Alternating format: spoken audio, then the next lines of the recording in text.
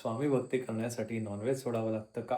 स्वामींची भक्ती करण्यासाठी ना नॉनव्हेज सोडायची गरज नाहीये. श्री स्वामी समर्थ एव्हरीवन. आजचा व्हिडिओ एकदम खूप रॉ आणि खूप सिंपल राहणार आहे. मला Instagramवर बरेच क्वेशन्स विचारले जातात आणि त्या सगळ्याच क्वेशन्सना आन्सर करणं माझ्यासाठी थोडंसं डिफिकल्ट जातं कारण बरेच DMs असतात. आज मी त्यातलेच काही इम्पोर्टंट 10 क्वेशन्स मी बाजूला काढलेत. असे काही लोकांचे प्रश्न मी बाजूला काढलेत, जे मला 10 लोकांनीच विचारलेत, पण त्यांची उत्तरं बऱ्याच जणांना हवी आहेत. ते प्रश्न बऱ्याच लोकांना पडलेले आहेत आणि त्याच्याचमुळे आज मी ते 10 क्वेशन्स घेऊन मी तुमच्या समोर आलोय. मी प्रयत्न करेन, की माझ्या पद्धतीने तुम्हाला एकदम साध्या सिंपल शब्दात जसं मी ॲज युजुअल बोलतो, तसं मी तुम्हाला साध्या शब्दांमध्ये इथे समजावण्याचा प्रयत्न करेन आणि वेळ न घालवता आपण आजच्या व्हिडिओला सुरुवात करूया.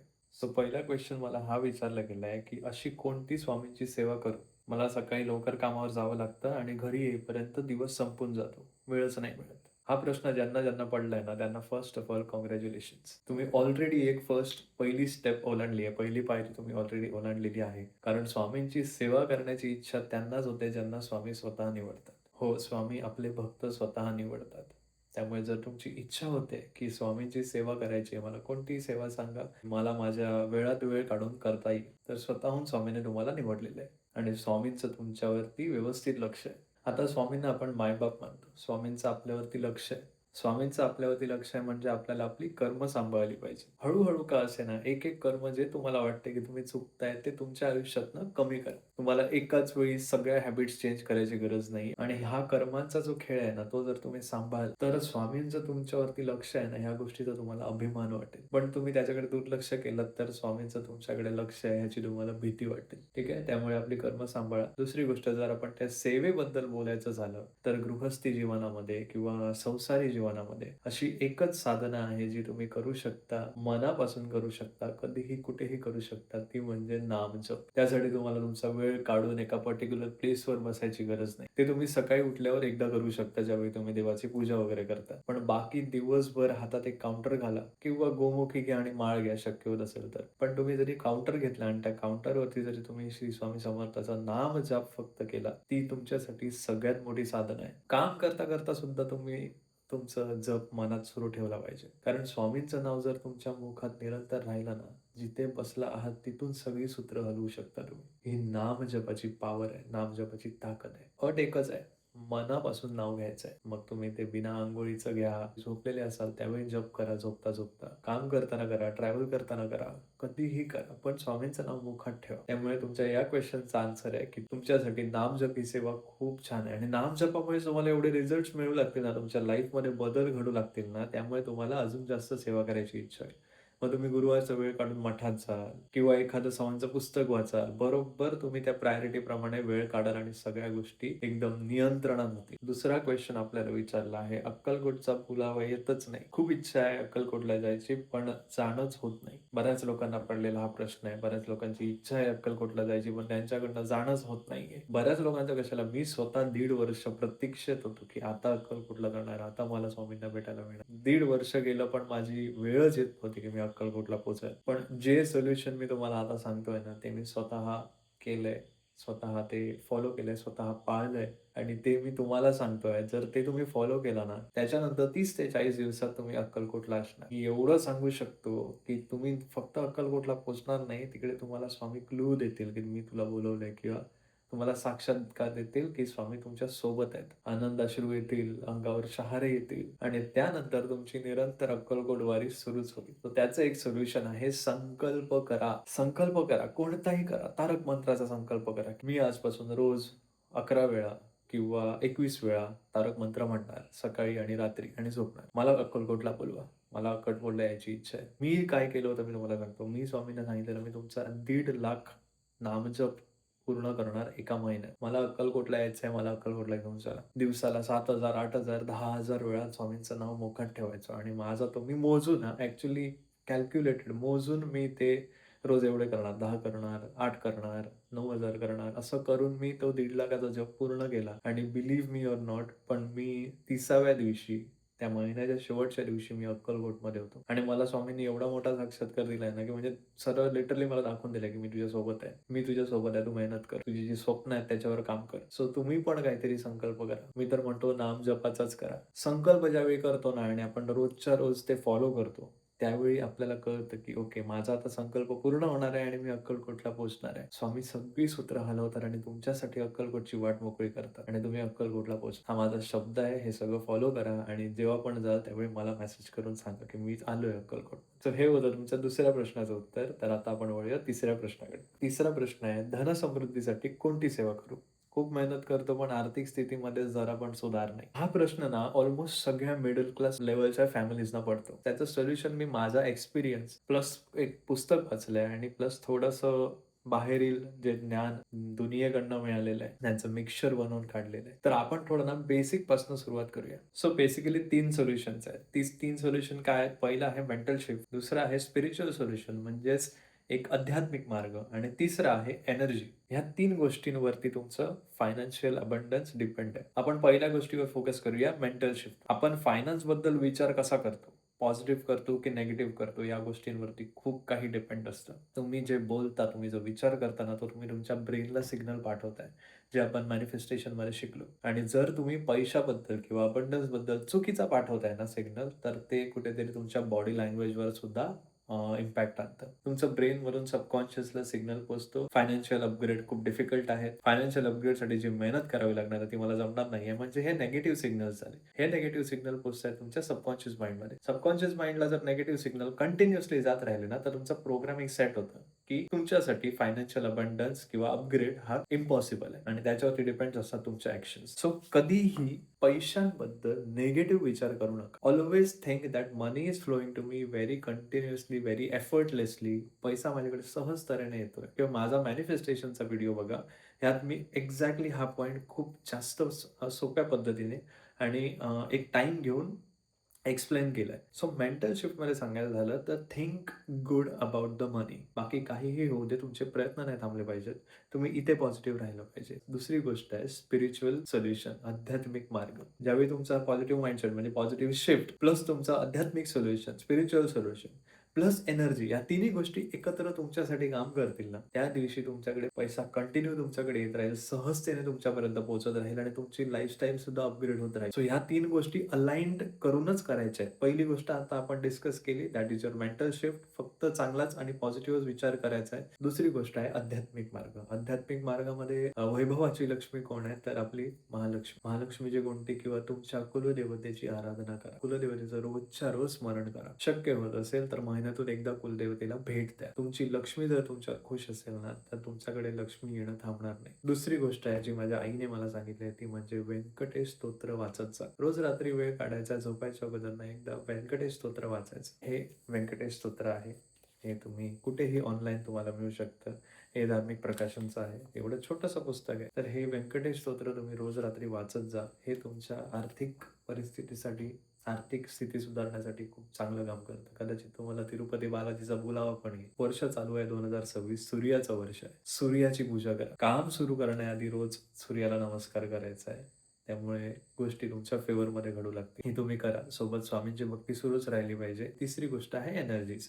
एनर्जीसाठी तुम्ही स्वतःकडे क्रिस्टल्स वगैरे ठेवू शकता. तसं माझ्या मागे तुम्ही बघू शकता ही 7 हॉर्सेस आणि पायरेटची फ्रेम आहे. ती माझ्यासाठी क्रिस्टल अबंडन्स आहे. ऑल्सो माझ्याकडे हा पायराइट स्टोन पण आहे, जो मी माझ्या ऑफिसच्या डेस्कवर नवीन म्हणजे ठेवतोच, कायमच असतो. ह्याला फुल्स गोल्ड म्हणतात. तुम्ही बघू शकता हा असा दिसतो प्रॉपर. तो मी एक ठेवलेला आहे सोबत, माझ्याकडे कायम असतो. तिसरी गोष्ट, माझ्याकडे हातात ब्रेसलेट्स आहेत. यामध्ये एक हे मनी मॅग्नेट असं ब्रेसलेट आहे. तुम्हाला लिंक देतो या सगळ्या प्रोडक्टची. प्लस माझ्याकडे ही पायराइटची माळ सुद्धा आहे. कधी-कधी मी या माळेने जप पण करतो. माझ्या पर्सनली 2-3 माळा आहेत. रुद्राक्षाची माळ आहे आणि सोबत मी एक पायराइटची माळ सुद्धा ठेवली आहे माझ्याकडे. हे एक पायराइटचं ब्रेसलेट पण आहे, जे मी फ्रिक्वेंटली तुम्ही माझ्या व्हिडिओमध्ये किंवा माझ्या हातात बघत असाल. ह्या सगळ्या गोष्टी जर अलाइन्ड झाल्या, या सगळ्या गोष्टी एकत्रितपणे फॉलो झाल्या, तर तुमचं यश नाही अडवू शकणार कोणी. तुम्हाला कधीच फायनान्शियल प्रॉब्लेम्स येणार नाहीत. आता चौथा क्वेश्चन मला, आता आपण बोललो त्याबद्दलच आहे. चौथा क्वेश्चन आहे, हीलिंग क्रिस्टल्स खरेच काम करतात का? हेल्थ आणि पीससाठी कोणता क्रिस्टल वापरावा? पहिलं तुमच्या प्रश्नाचं उत्तर म्हणजे हो, हीलिंग क्रिस्टल्स काम करतात. पण एक लक्षात घ्या, क्रिस्टल म्हणजे ही एनर्जी आहे. समजा मी तुम्हाला एक एक्झाम्पल देतो, ओके. वायफायचं इन्व्हेन्शन यायच्या अगोदर जर तुम्हाला कोणी सांगितलं असतं, की अरे तुला डायरेक्ट मी एक मशीन बसवतो घरात तुझ्या आणि तुला बटन चालू केलंस की वायफायचं सिग्नल येणार, तुला इंटरनेट येणार तुझ्या फोनवर, तुमचा विश्वास बसला असता का? नाही. ज्यावेळी ते प्रॅक्टिकली तुमच्या फोनला कनेक्ट झालं, त्यावेळी तुम्हाला विश्वास बसायला सुरू झाला. त्याच प्रकारची ही एनर्जी आहे जी तुमच्या आजूबाजूला असते पण दिसत नाही. हे क्रिस्टल जे आहेत ना, तिथे एनर्जी तुम्हाला अलाइन्ड करतात तुमच्या गोष्टीशी, युनिव्हर्स सोबत अलाइन्ड करतात. फक्त तुमचा असला पाहिजे विश्वास. मी आता माझ्या हातात हे ब्रेसलेट घातलेत, पण जर मनात मी विचार केला, मी हे काय घालतोय? कोणतरी सांगितलं म्हणून घालतोय? काय ह्याने होणार की नाही? असे जर विचार मी माझ्या मनात ठेवले ना, तर ते नाही होणार बघ तुमच्यासाठी. होणार, कारण त्याची एनर्जी ऑब्व्हियसली असतेच, होणार, पण त्याला वेळ लागेल किंवा त्याच्यामध्ये ऑब्स्टॅकल्स खूप येतील. आता ह्या क्वेश्चनमध्येच पुढे आहे, की हेल्थसाठी कोणतं वापरावं? तर हे एकच ब्रेसलेट आहे, ज्यामध्ये हा ग्रीन जेड स्टोन आहे. माझ्या कॉन्फिडन्ससाठी टायगर्स आय स्टोन आहे, वेल्थसाठी पायराइट आहे, हेल्थसाठी सिट्रिन आहे, क्लिअर क्वार्ट्ज किंवा हे स्फटिक ज्याला आपण म्हणतो तो वापरू शकता. पीससाठी अमेथिस्ट स्टोन म्हणून एक येतो, तो पीससाठी वापरू शकता. ऑल टुगेदर सांगायचं झालं तर तुम्हाला विश्वास पाहिजे. ते तुम्ही त्या विश्वासाने धारण केलं पाहिजे. एनर्जीज तुमच्या बरोबर ती अलाइन्ड होणार आहे ह्या स्टोन्सचे. कारण किती झालं तरी हे दगड आहेत. ह्याला आपण स्टोन म्हणतो. हे हे रत्न नाही, हे दगड आहेत प्रॉपर. याला आपण क्रिस्टल स्टोन म्हणतो किंवा हिलिंग स्टोन म्हणतो. तर ह्यांची पण काहीतरी एनर्जी असेल तुमच्यामध्ये ट्रान्सफर होते आणि तशा गोष्टी घडू लागतात. त्यामुळे जर हे क्रिस्टल्स तुम्ही घेताय आणि हे जर क्रिस्टल्स तुम्ही घेतल्यानंतर तुमच्यासाठी काम करावे किंवा तुमच्यासाठी परफेक्ट वर्क करावे ना, तर त्यासाठी ही गोष्ट करा, ह्याच्यावर विश्वास ठेवा. दुसरी गोष्ट म्हणजे मेहनत करा आणि तिसरी गोष्ट म्हणजे तुमच्या एबिलिटीवर पण विश्वास ठेवा. ह्या प्रश्नाचं उत्तर आहे क्रिस्टल्स वर्क करतात. तुम्हाला पीससाठी तुम्ही क्लिअर क्वार्ट्ज किंवा अमेथिस्ट हा स्टोन वापरू शकता. हेल्थसाठी तुम्ही सिट्रिन वापरू शकता. ग्रीन जेड म्हणून आहे, ग्रीन एव्हेंजरिन, ग्रीन जेड तुम्ही वापरू शकता.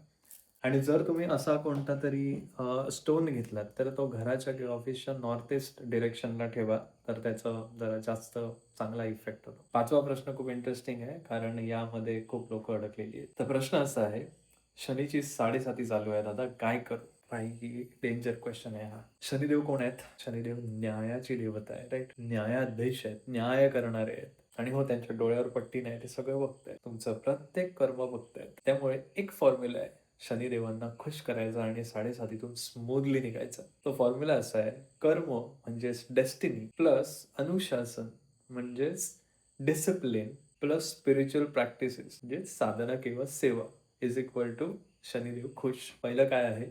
कर्म.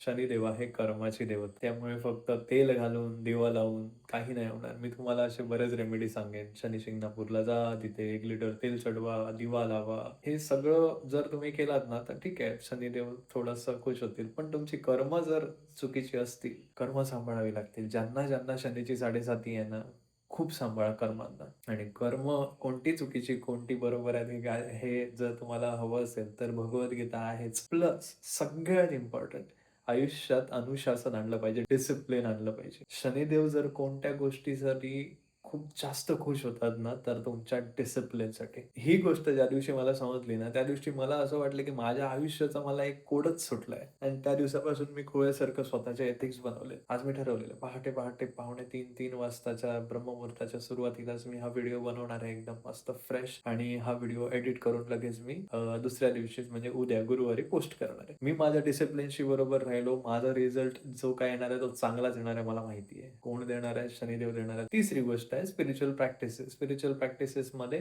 तेल घालणं, दिवा लावणं, अगरबत्ती लावणं, शनी मंत्र म्हणणं, नीलांजन समाभासम रविपुत्रम यमाग्रजम छाया मार्तंड संभूतम तम नमामि शनैश्चरम. हा शनिदेवाचा मंत्र आहे. तर तुम्ही हा मंत्र म्हणू शकता शनिवारी. तर हे झाले स्पिरिच्युअल प्रॅक्टिसेस. पहिली गोष्ट कर्म, दुसरी गोष्ट अनुशासन म्हणजे डिसिप्लिन, तिसरी गोष्ट स्पिरिच्युअल प्रॅक्टिसेस म्हणजे शनिदेवांची सेवा, पूजा. हे तुमच्याकडनं जर घडलं तर तुम्हाला स्मूथली यातून सुटता येईल. अजून एक गोष्ट, तुम्ही हनुमानाची उपासना सुद्धा करू शकता शनीच्या 7.5 मधून बाहेर पडण्यासाठी. 6वा प्रश्न आहे एका आईचा. माझी मुलं मला जराही किंमत देत नाहीत. मी त्यांच्यावर खूप जीव लावते, पण त्यांना त्याची जरा पण कदर नाही, उलट उत्तरे देतात. मी काय करू? आई, माझी तुम्हाला एक विनंती आहे की मीठ बना. मीठ बना याचा अर्थ काय? ज्यावेळी जेवणात मीठ नसतं ना, त्यावेळी समजतं की जेवण टेस्टलेस आहे. आणि ज्यावेळी टेस्टलेस जेवण जेवायला लागतं ना, त्यावेळी मिठाचीच आठवण येते. आयुष्य टेस्टलेस झालं ना, की आईची आठवण बरोबर येईल. मी तुम्हाला हे नाही सांगत आहे की तुमच्या मुलांपासून दुरावा करा. त्यांना प्रेम तुमच्या वतीने देत राहा. पण वेळोवेळी ना त्यांना तुमचा ॲब्सेन्स पण दाखवा. काय होतं, ज्यावेळी तुम्ही त्यांच्यासाठी 24 आवर्स किंवा कम्प्लिटली ॲक्सेसिबल असता, त्यावेळी नंतर काही मुलांना किंमत नाही राहत. तर त्यासाठी थोडंसं मीठ बना. त्यांना तुमची किंमत कळू दे. काही गोष्टींमध्ये स्वतःला प्रायोरिटी द्या. मी अजून एकदा सांगतो, त्यांच्यापासून दुरावा नका करू. पण ज्या तुम्ही त्यांच्यासाठी गोष्टी सोयीस्कर बनवून ठेवल्यात ना, त्या थोड्याशा कठीण करा. हळू त्यांना पण तुमची किंमत येईल. हळू त्यांचं पण तुमच्यावर प्रेम वाढेल आणि तुमच्या दोघांचा एक चांगला बॉन्ड होईल. 7वा क्वेश्चन तर एवढा कॉन्ट्रोव्हर्शियल आहे ना, त्याच्यावर मी एकदाच व्हिडिओ बनवलेला Instagramवरती. झाले बरेच झाले, 1-1.5 वर्ष झालं. पण त्याच्यात एवढ्या लोकांनी मला शिव्या घातल्या तुम्हाला सांगू. 7वा प्रश्न आहे, स्वामी भक्ती करण्यासाठी नॉन-व्हेज सोडावं लागतं का? तुम्ही नॉन-व्हेज खाता का? पहिली गोष्ट, मी नॉन-व्हेज खात नाही. मला 4 वर्ष झाली मी नॉन-व्हेज बंद केलं. ज्या दिवशी मला स्वामींनी दाखवून दिलं, की मी त्यांचा एक आवडीचा भक्त आहे, त्या दिवसापासून माझं नॉन-व्हेज बंद झालं. त्या दिवसापासून माझं ते एक कर्म माझ्या मागून सुटलं. स्वामींची भक्ती करण्यासाठी ना नॉन-व्हेज सोडायची गरज नाही. तुम्ही भक्ती सुरू करा.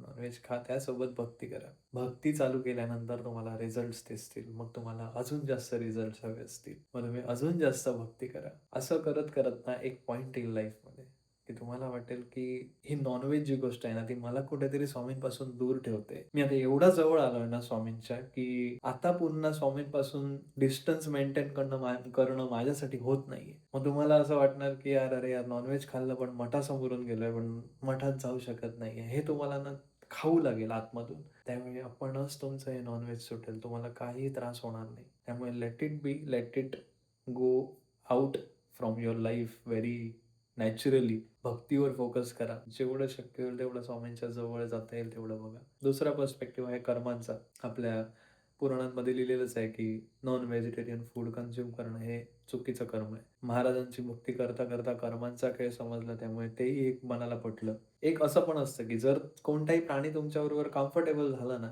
तर तुम्ही गॉड गॉड म्हणजे देवाचे निवडलेली व्यक्ती आहात.